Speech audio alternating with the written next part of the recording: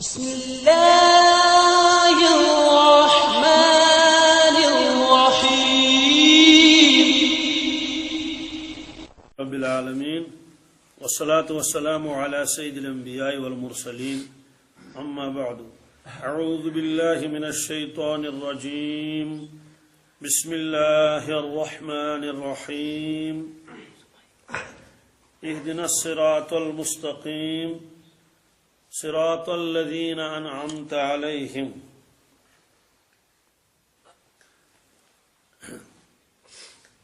بندے نے اللہ تبارک تعالیٰ سے راہ مستقیم صراط مستقیم مانگی، یا اللہ مجھے سیدھا راستہ دکھا۔ اب وہ سیدھا راستہ کون سا ہے؟ صراط الذین انعمت علیہم، ان لوگوں کا راستہ جن پر آپ کا خاص فضل ہوا، جن پر آپ نے فضل فرمایا، ان کا راستہ دکھا دیجیے۔ اب وہ کون سا طبقہ ہے اب یہ بھی معلوم نہیں، اس لیے اس کی تشریح اللہ تعالیٰ نے خود فرمائی کہ وہ لوگ ہیں جن کے اوپر اللہ تعالیٰ نے فضل فرمایا۔ وہ چار طبقے ہیں، کتنے؟ اس کی تفصیل آ گئی، آیت کو میں دہراتا ہوں۔ وَمَن يُطِعِ اللَّهَ وَالرَّسُولَ فَأُولَئِكَ مَعَ الَّذِينَ أنعم الله عليهم من النبيين والصديقين والشهداء والصالحين۔ یہ چار طبقے وہ اللہ تعالیٰ فرماتے ہیں، یہ چار طبقے ہیں جن پر میں نے اپنا خاص فضل فرمایا ہے، ان کو میں نے نوازا ہے۔ اللہ تعالیٰ تو نوازتا ہر ایک کو ہے، اللہ تعالیٰ ہر ایک کو انعام دیتا ہے، نعمتیں دیتا ہے، بخششیں عطا فرماتا ہے، لیکن یہ چار طبقے ہیں۔ ایک انبیاء علیہ الصلوۃ والسلام کا طبقہ، یہ مخلوقات میں سب سے پہلا درجہ ان کا۔ دوسرا فرمایا صدیقین کا، تیسرا شہداء کا، اور آج ہے صالحین کا۔ آخر میں فرمایا وَحَسُنَ أُولَٰئِكَ رَفِيقًا۔ یہاں ہمارے بہت سارے دعا مانگتے ہیں، بہت سارے ساتھی وہ حسنی پڑھتے ہیں، کیا کوئی حسنی پڑھتا ہے، کوئی حسنہ پڑھتا ہے، مجھے اتنا برا لگتا ہے۔ بھئی یہ قرآن پاک کی آیت بھی ہے، قرآن پاک میں جو دعائیں آئی ہیں یا جتنے بھی آیتیں ہیں اس کو صاف پڑھنا چاہیے۔ وَحَسُنَ، کیا یہ کرومہ کے وزن پر ہے، وَحَسُنَ أُولَٰئِكَ رَفِيقًا، یہ ہے صحیح اس کی اعراب۔ تو یہ فرمایا کہ اور اچھی ہے ان کی رفاقت، چاہیے بہترین رفیق ان کو مل گئی۔ اس میں ایک لفظ آیا تھا صالحین کا آخر میں۔ اب صالح کس کو کہتے ہیں؟ صالحین کا لفظ کتنی مرتبہ قرآن پاک میں آیا ہے؟ صالحین کا لفظ بہت جگہ قرآن پاک میں آیا ہے، اور انبیاء علیہ الصلوۃ والسلام نے بھی اللہ تعالیٰ سے مانگا ہے وَأَلْحِقْنِي بِالصَّالِحِينَ، کیا جی یہ ابراہیم علیہ الصلوۃ والسلام کی دعا ہے، اے اللہ مجھے صالحین کے ساتھ رکھ لینا۔ کس میں؟ قیامت کے دن۔ معلوم ہے کہ انبیاء علیہ الصلوۃ والسلام صالحین کے اونچے والے طبقے میں ہوتے ہیں، نبی تو وہ ہیں ہی، اس کے ساتھ وہ سچے بھی ہیں تو صدیق بھی ہیں، بے شمار انبیاء علیہ السلام شہید بھی ہوگی تو شہید بھی ہوگی، شہید بھی ہیں، صالح بھی ہیں۔ اور قرآن پاک کی ایک آیت ہے، اللہ تعالیٰ تعریف فرماتے ہیں حضرت ابراہیم علیہ السلام کی، قرآن پاک میں خود فرماتے ہیں کہ ان ابراہیم کان امۃ قانتا للہ حنیفا۔ اس کو میں چھوڑ دیتا ہوں، اس میں تعریفیں بہت ہیں کہ ابراہیم علیہ السلام جو تھے وہ اکیلے ایک امت تھے، اکیلے ایک، اس کے کیا مطلب، اس کو چھوڑ دیتا ہوں میں۔ قانتاً، فرما بردار تھے، للہ اللہ تعالیٰ کے، حنیفاً، یک طرف ہو کر، سب سے ہٹ کٹ کے، ولم یکن من المشرکین، وہ مشرکین میں سے نہیں تھے۔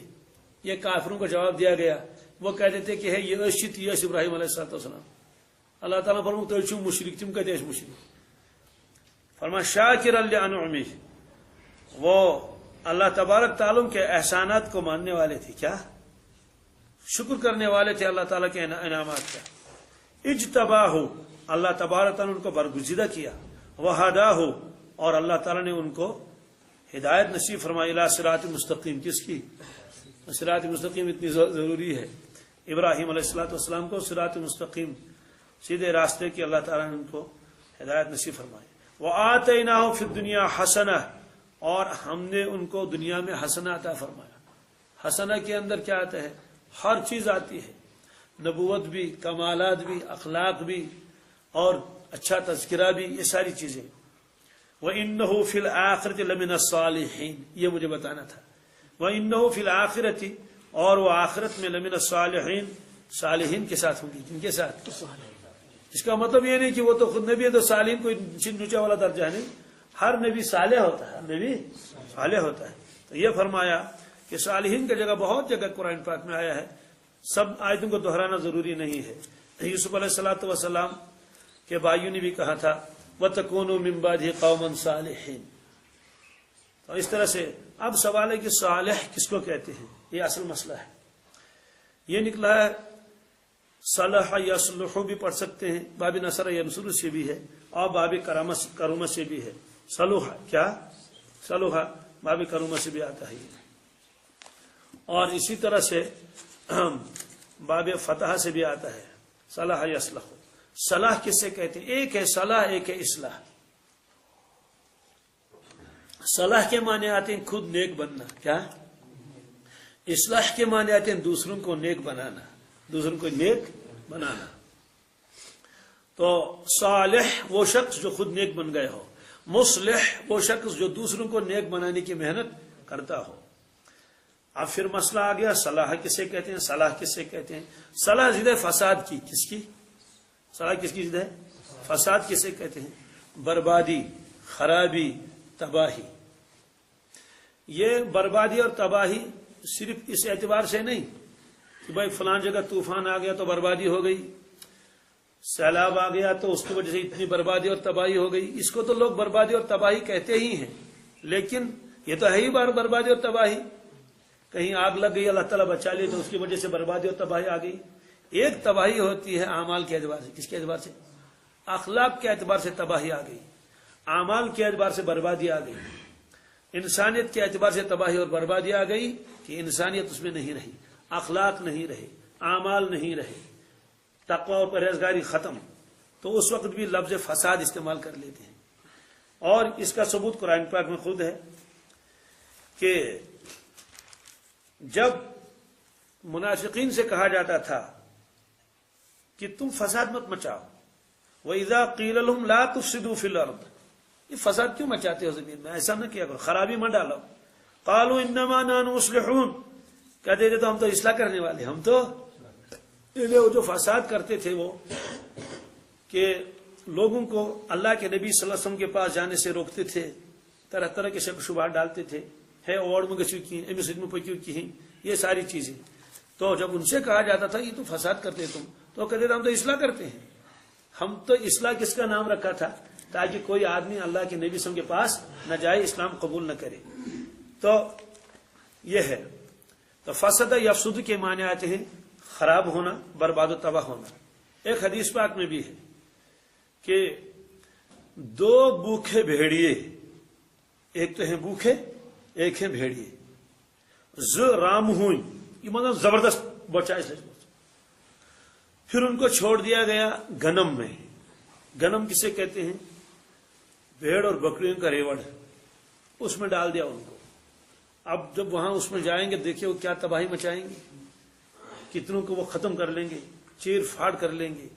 کھائیں گے تو وہ بہت کم، لیکن چیر پھاڑ زیادہ کریں گے، تباہی مچائیں گے. تو آپ نے یہ فرمایا کہ دو چیزیں انسانوں کو تباہ و برباد کر لیتی ہیں، خاص طور سے فرمایا کہ علماء کو تباہ و برباد کر لیتی ہیں. دو چیزیں میری امت کے اندر، یہ دو چیزیں تباہ کریں گی میری امت کو. جس طرح سے دو بھوکے بھیڑیے ریوڑ میں کیا کرتے ہیں؟ تباہی مچاتے ہیں. ایک فرمایا کہ حب مال، کیا؟ مال کی محبت اور لالچ. ایک شہرت کا متمنی آدمی ہوتا ہے، اس کو حب جاہ کہتے ہیں. بہرحال وہاں بھی لفظ فساد کا لفظ آیا ہے. فساد بگاڑ کو کہتے ہیں.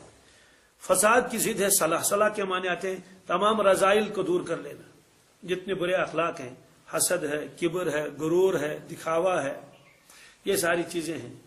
یہ سب چیزیں جب نکل جائیں گی معلوم ہے کہ فساد سب دور ہو گیا، فساد اب نہیں رہا. تو ان کی صلاح آ گئی، درستگی آ گئی. یہ حدیث پاک میں ہے، کئی حدیثیں ہیں. ایک حدیث پاک میں فرمایا اللہ کے نبی صلی اللہ علیہ وسلم نے الا ان فی الجسد مضغۃ اذا صلحت صلح الجسد کلہ. فرمایا لوگوں سنو، انسان کے بدن میں ایک ٹکڑا ہے، ایک گوشت کا ٹکڑا ہے، جب وہ درست ہوتا ہے تو سارا بدن درست ہوتا ہے۔ وَإِذَا فَسَدَتْ فَسَدَتِ الْجَسَدُ كُلُّهُ فَسَدَ الْجَسَدُ كُلُّهُ، اور جب وہ خراب ہوتا ہے تو سارا جسم خراب ہوتا ہے۔ اب وہ کون سا ٹکڑا ہے؟ آپ نے خود فرمایا الا سنو وہی القلب، وہ تو انسان کا دل ہے، تو انسان کا یعنی فرمو کہ انسان سندس بدنس من چھ اخ ماز پھلا اخ، اگر سہ درست گو تیل گھن سوری بدن درست، اگر سہ خراب گو سوری بدن گھس خراب تیل۔ امیک معنی کیا گو؟ اگر دل خراب ہے تو آنکھ بھی خراب ہوگی، زبان بھی خراب ہوگی، کان بھی خراب ہوں گے، ہاتھ بھی خراب ہوں گے، کام ایسے کرے گا جو بالکل الٹے سیدھے ہوں گے، خرابی خرابی، تباہی تباہی مچائے گا۔ بس پھر تین قسم کا آدمی ہوگا، بس جگہ جگہ ایسے لڑائیاں اور جھگڑے اور کیا کیا، اور خود بڑا بننے کی کوشش کرے گا، کیا کیا کرے گا، اللہ تعالیٰ بچائے۔ اور لالچی ہوگا تو کوئی تہن کر سے ظلم اور کیا کیا کرے گا، اللہ تعالیٰ بچائے۔ تو یہ ہے کہ جب وہ ٹکڑا خراب ہو جائے گا تو سارا بدن خراب ہوگا، اور جب وہ ٹکڑا درست ہو جائے گا تو سارا بدن درست ہو گیا۔ دل بن گیا، بس اب اس کی آنکھ غلط نہیں کر سکتی، اس کا کان غلط نہیں کرے گا، اس کی زبان غلط نہیں کرے گی، اس کا ہاتھ غلط نہیں کرے گا، اس کا قلم غلط نہیں کرے گا۔ اگر وہ عہدہ دار ہے تو وہ عہدے سے غلط فائدہ نہیں اٹھائے گا، کیونکہ صلاح ہو چکی ہے، اس کا دل صاف شفاف ہو چکا ہے، درست ہو چکا ہے، رذائل دور ہو چکے ہیں۔ تو جو افراد اس میں لگے ہوئے رہتے ہیں اور اپنے آپ کو بچاتے ہیں تمام گناہوں سے، ظاہری اور باطنی گناہوں سے، گویا اس شخص کے اندر صلاح آ گیا، صلاح، فساد دور ہو گیا۔ یہ آپ نے فرمایا۔ عقائد کے اعتبار سے بھی وہ درست ہو گیا، اعمال کے اعتبار سے بھی درست ہو گیا، نیتوں کے اعتبار سے بھی درست ہو گیا، تو اس شخص کو کہتے ہیں یہ صالح ہو گیا۔ دعائیں مانگتے تھے رسول اللہ صلی اللہ علیہ وسلم ہماری تربیت کے لیے، ورنہ تو سبحان اللہ آپ کا تو ظاہر و باطن کا تو کوئی اندازہ بھی نہیں لگا سکتا، لیکن ہمارے سمجھانے کے لیے دعا مانگتے تھے۔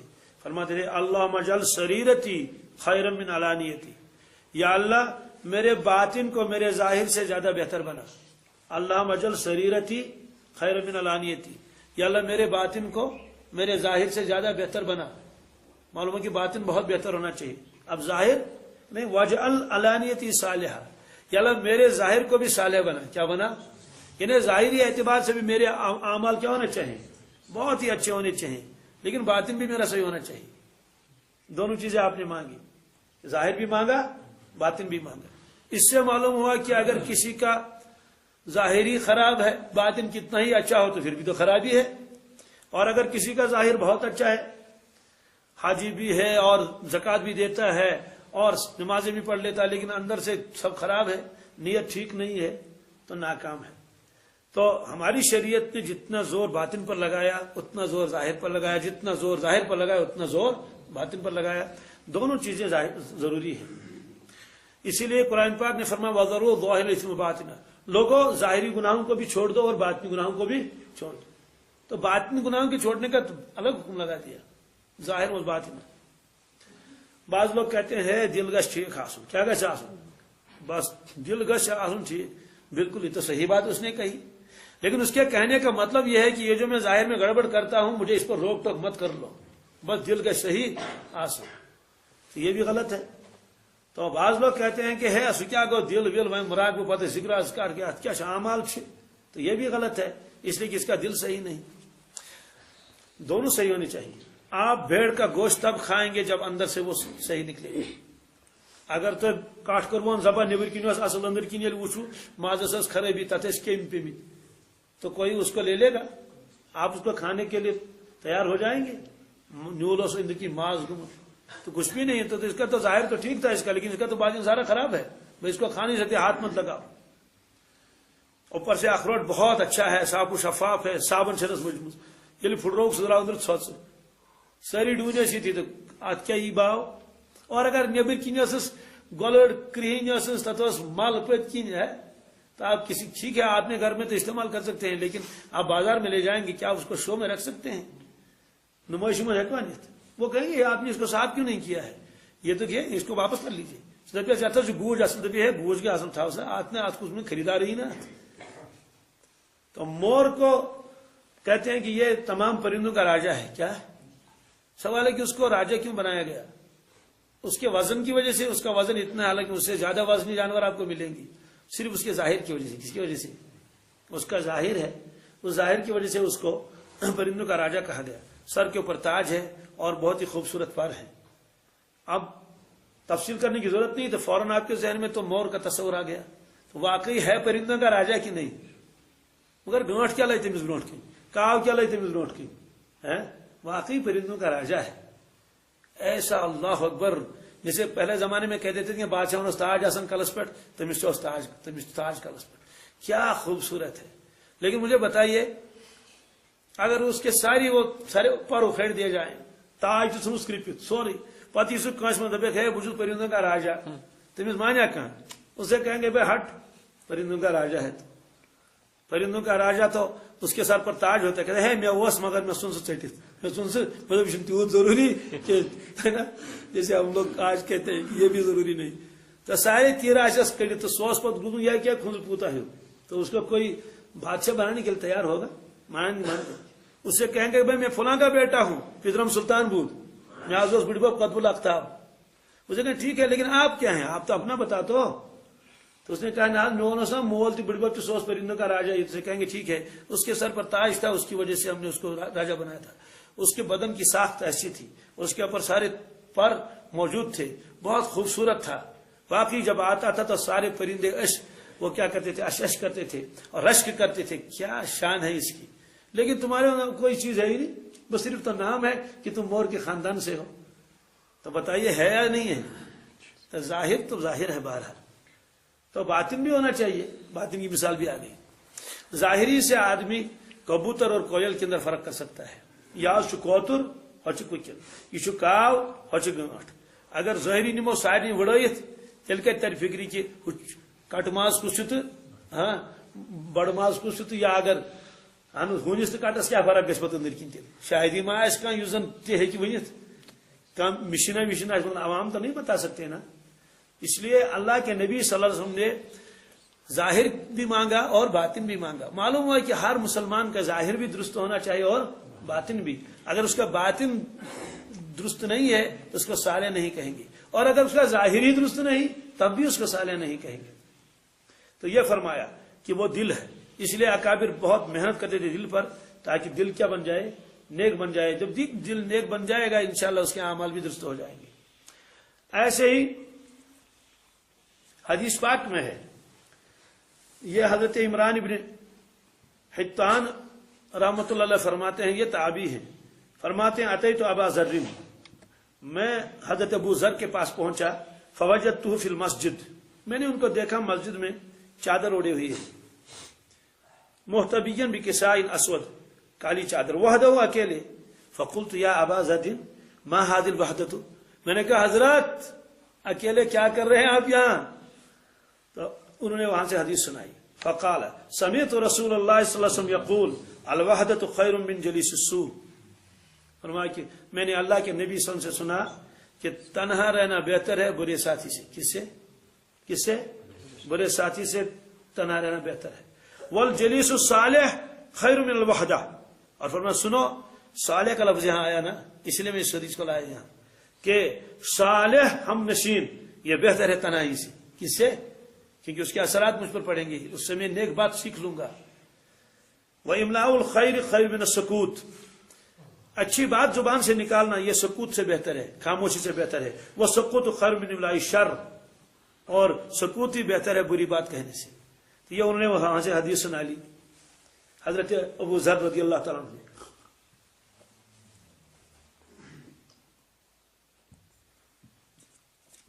ایک حدیث ہے بہت عجیب و غریب حدیث.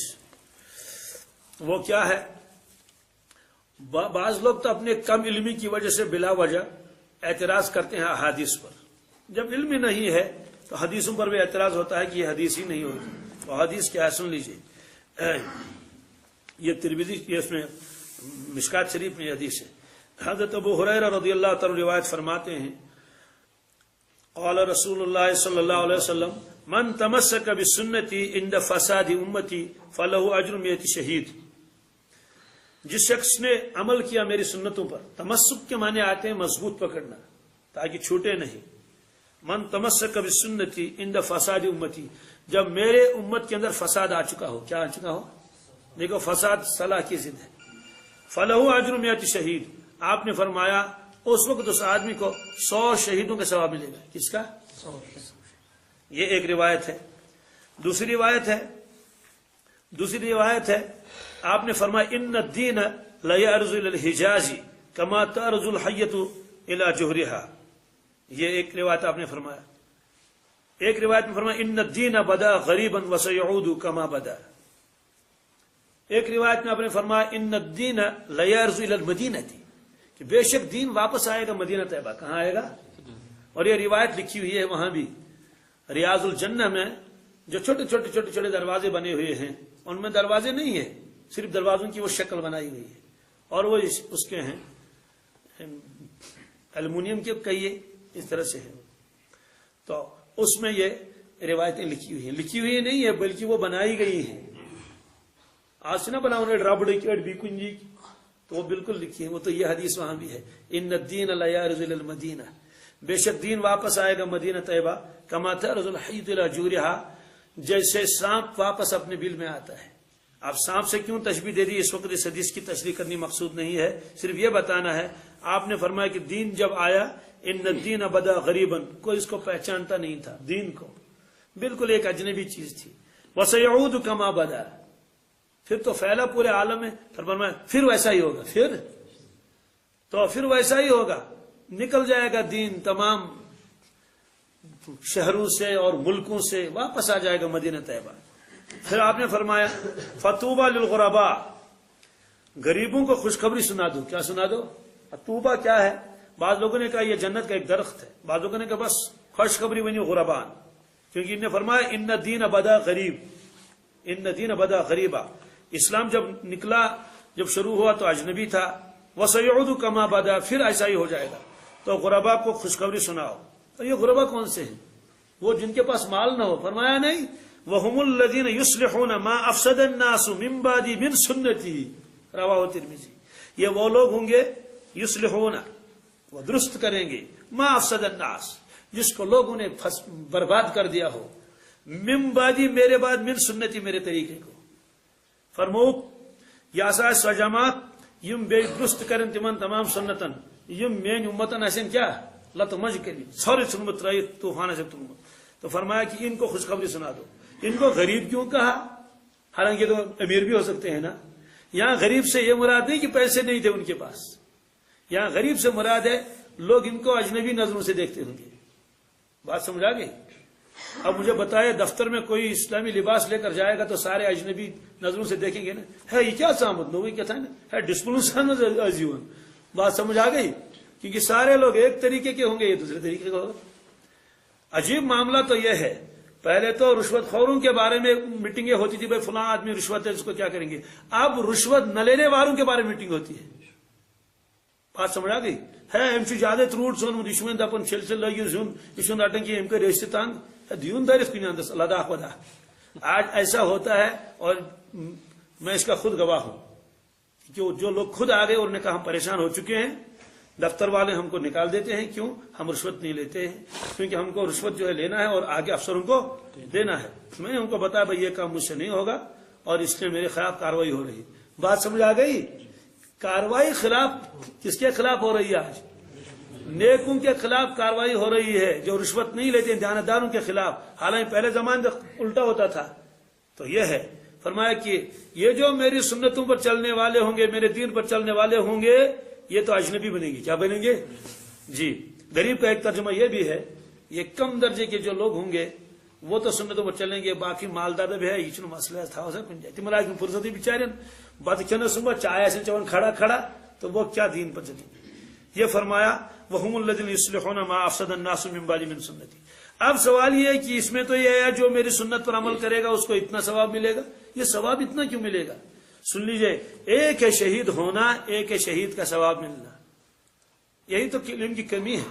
ایک ہے شہید ہونا، ایک ہے شہید کا، ایک ہے حج ادا ہونا، ایک ہے حج کا ثواب ملنا. حج کا ثواب تو آپ کو اشراق پر بھی ملے گا. ابھی آپ اشراق کی دو رکعتیں پڑھ لیں گے، روایتوں کے اعتبار سے آپ کو مقبول عمرہ، ایک روایت میں مقبول حج کا ثواب ملے گا، لیکن ہم میں سے کون حاجی بنے گا اس کی وجہ سے؟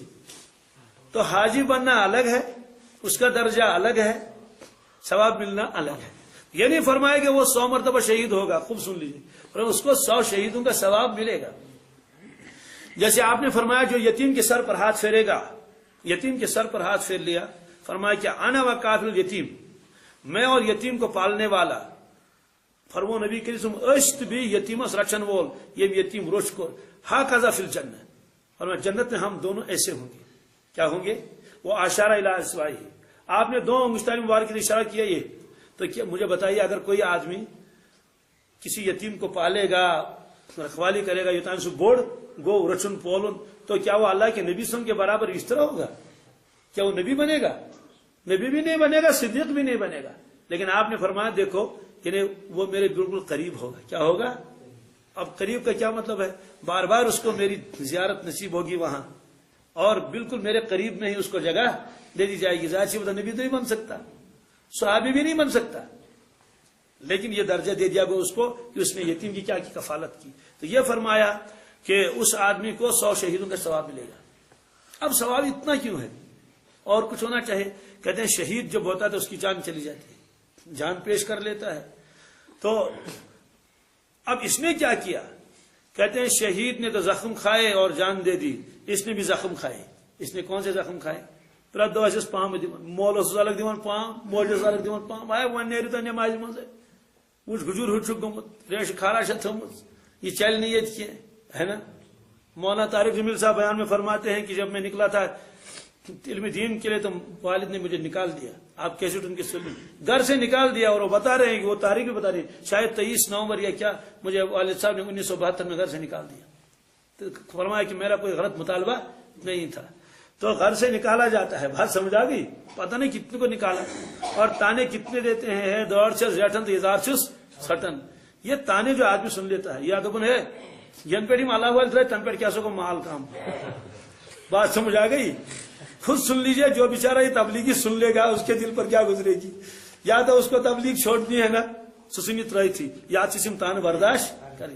حالانکہ یہ ونان کہاں یہاں کا ڈانس لگ کریں ایسی مز روز دو تن پہ کیا بگے گبر کے تھی، ہے نا، یہ تو نہیں کہے گا۔ تو یہ ہے وہ تانے۔ اب اندازہ لگائیے تانے کیسے کھانے پڑیں گی۔ تو اس لیے فرمایا کہ یہ جو بار بار وہ تانے کھا رہا ہے، وہ تو ایک دن میں تو 100 مرتبہ مرتا بیچارہ ہے نا۔ تو مام چلاون آخ تیر، پتر چلاون آخ تیر پنی حج، اور موج چلاون آخ تیر۔ اب مجھے بتائے اس کو کتنے زخم آتے ہوں گے؟ کیوں آدمی زخمی جیسے چھری سے ہوتا ہے، ایسے باتوں سے بھی زخمی ہوتا ہے۔ کس سے؟ بالکل طے ہے۔ پام دسنس کوتا زخمی گیس، ڈوٹ کے ونس کے تو کوتا زخمی گیس۔ تو یہ اسی لیے عربی کا ایک شعر ہے، بہت مشہور شعر ہے، نحو کی کتاب میں آتا ہے، جراحات السنان لہل تیامو۔ شاعر بھی کیا قسم کے ہوتے ہیں، جراحات السنان لہل تیامو۔ فرماتے ہیں کہ یہ جو تیر کا زخم اور کسی اوزار کا زخم یہ تو بڑھ جاتا ہے، یہ تو ڈریسنگ ویسنگ کرنس تو ولا یلتام ما جرح اللسان، لیکن زبان سے جو زخم دیا جاتا ہے وہ کبھی برتا نہیں، وہ ہمیشہ تازہ ہی رہے گا۔ اسی کو ایک اردو والے نے شعر میں پیش کیا، کیا کہا چھری کا، کیا چھری کا تیر کا تلوار کا زخم تو بڑا، چھری کا تیر کا تلوار کا زخم تو بڑا، لگا جو تیر زبان سے رہا ہمیشہ ہرا، رہا ہمیشہ۔ کہتے جب بھی سامنے آتا ہے تو کوئی گولی لگتی ہے، یہ وہ سوئی یہ میں یون، تو دن میں کتنی مطلب ایک طرح زخمی ہو جاتا ہے۔ اصل میں جو یہ تانے برداشت کر لیتا ہے نا ہے، تو مانوی اعتبار سے اس کو شہید کا ثواب دیا جاتا ہے۔ کس اعتبار سے؟ ظاہری اعتبار سے تو نہیں ہو۔ اسی لیے اللہ کے نبی صلی اللہ علیہ وسلم نے فرمایا جتنا مجھے ستایا گیا اتنا کسی کو نہیں ستایا گیا۔ حالانکہ بظاہر تو لگتا ہے کہ دوسروں کو زیادہ ستایا گیا۔ کیوں؟ حضرت زکریا علیہ السلام کے سر مبارک کے اوپر باقاعدہ آرا رکھ دیا گیا، جس سے وہ لکڑہارا جو ہے وہ لکڑی کو چیرتا ہے، باقاعدہ بالکل ایسے ہی آدمی آئے اور انہوں نے کیا کر لیا، دکھی۔ یحییٰ علیہ السلام کے ساتھ بھی ایسا معاملہ ہوا۔ تو آپ اللہ کے نبی صلی اللہ علیہ وسلم خود فرمائے ایک مرتبہ کعبۃ اللہ کے صحابہ یوں بیٹھے ہوئے تھے، کفار ستاتے تھے صحابہ کو، تو عرض کیا اللہ کے نبی صلی اللہ علیہ وسلم حضرت دعا کر لیجیے، بڑی پریشانی، یہ لوگ تو بہت ستاتے ہیں، مارتے بھی ہیں، تانے بھی دیتے ہیں۔ آپ بیٹھے ہوئے تھے، یوں بیٹھے، آپ نے فرمایا اچھا ابھی تمہارے پاس وہ حالات کہاں آئے جو پچھلے لوگوں پر آئے؟ میں نے کہا حضرت کیا ہوا تھا؟ کہا ان کے سر پر آرا رکھتے تھے اور 2 حصے کر دیتے تھے ان کے، اور پھر وہ لاتے تھے لوہی کی کنگنی، کنگو حض کمیک ششترو یم سی برونٹ یسناون، وہ اس کے دانت جو ہوتے ہیں کس کے؟ لوہے کے، فرمایا کہ اس کو لوہے کی کنگنی کہتے ہیں، لوہے کا کنگا کہے، کنگنی کہیے، کہ جب وہ لایا جاتا تھا اور وہ یہاں بر بر کے ان کی گوشت کو چھلا جاتا تھا، وہ حالات ابھی تمہارے پاس کہاں آئے؟ تو اس کے باوجود اللہ کے نبی سے فرمایا جتنا مجھے دکھ دیا گیا اتنا کسی کو نہیں۔ وہ زیادہ دکھ جو تھا وہ زیادہ دکھ باتوں کا تھا، کس کا؟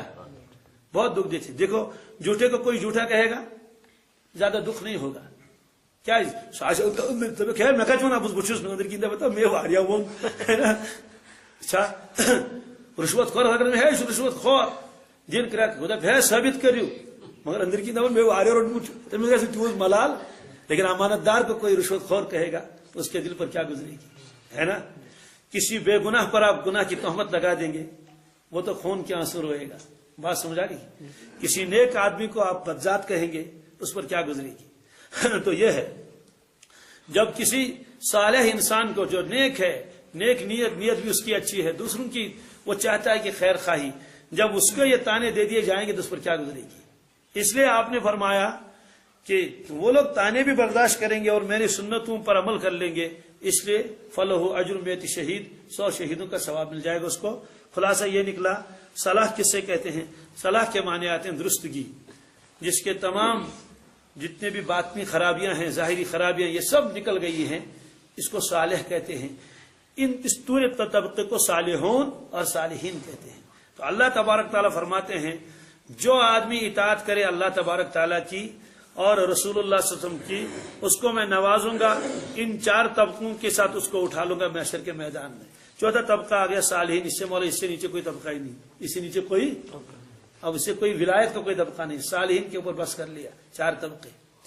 تو اب اگر خرابیاں اندر ہی اندر ہیں تو ظاہر سی بات ہے تو پھر تو صالح نہیں بن سکتا۔ معلوم ہے کہ صالح بننا بھی کوئی آسان کام نہیں ہے، یہ ظاہر تحصیل ٹھیک تو بہت، ورنہ تو کچھ نہ کچھ حسد تو آ ہی جاتا ہے۔ درائز باغ کو نظر دیا سونٹ اندر کی نشوانا آس حسد، تو یہ بھی گناہ کا مطلب تھوڑا ہے کہ اب سارے لوگ جو ہے وہ اللہ تعالیٰ بچائے بڑے بڑے گناہ کرنے لگیں گے، کہ جو ظاہری گناہ ہے۔ لیکن یہ بھی ہے کسی کی گاڑی دیکھ کر جلنا، کسی کو باغ کو دیکھ کر اندر حسد کی آگ لگ گئی، کسی کے دکان کو دیکھا اچھی چل رہی ہے، یہ چیزیں نہیں ہونی چاہیے۔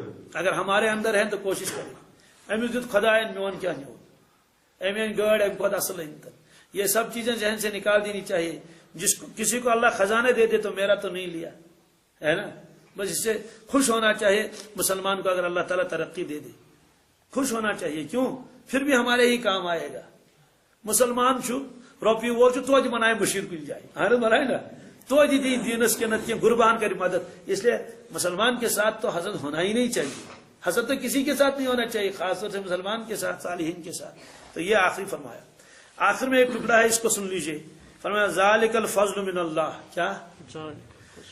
یہ تو بس اللہ کا فضل ہے، یہ تو بس اللہ کا کیا فضل ہے کہ میں نے اطاعت رسول اکرم صلی اللہ علیہ وسلم، اطاعت اللہ، اس پر میں نے ان لوگوں کو اٹھا کے ان کے ساتھ رکھ دیا۔ معلوم سمجھو کہ وہ لوگ جو کوشش کرتے ہیں دین پر چلنے کی، اگرچہ وہ اس درجے کے نہیں ہے، دل بالکل صاف نہیں ہو چکا ہے، لیکن پھر بھی وہ گناہوں سے بچے ہوئے اعمال کر رہے ہیں، تو اس عمل کی برکت سے اور محنت کی برکت سے اللہ تبارک تعالی انبیاء علیہ السلام اور صدیقین، شہداء اور صالحین کے ساتھ ان کا حشر فرمائیں گے، ان کو اٹھائیں گے، ان کے ساتھ رکھیں گے۔ فرمایا اللہ تعالیٰ نے دیکھو یہ تمہارے اعمال کا بدلہ نہیں ہے، یہ میرا فضل ہے۔ ذالک الفضل من اللہ، نبوت وغیرہ نہیں، یہ فرمایا کہ یم لوگ طلب تھوگ کمن سیت صالحین سیت انبیاء صدیقین، فرمایا یہ میرا فضل ہوگا، فضل اللہ کی جانب سے ہے، وہ کسی چیز کا اجر نہیں ہے۔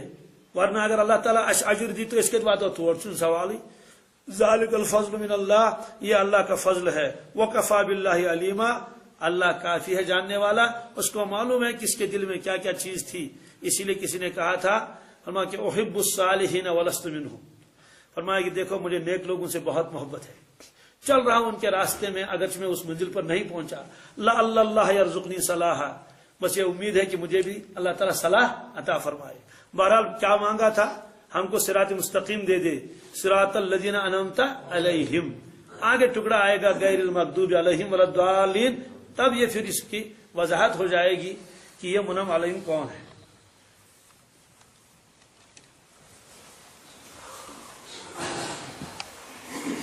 اللہم صلی علی سیدنا محمد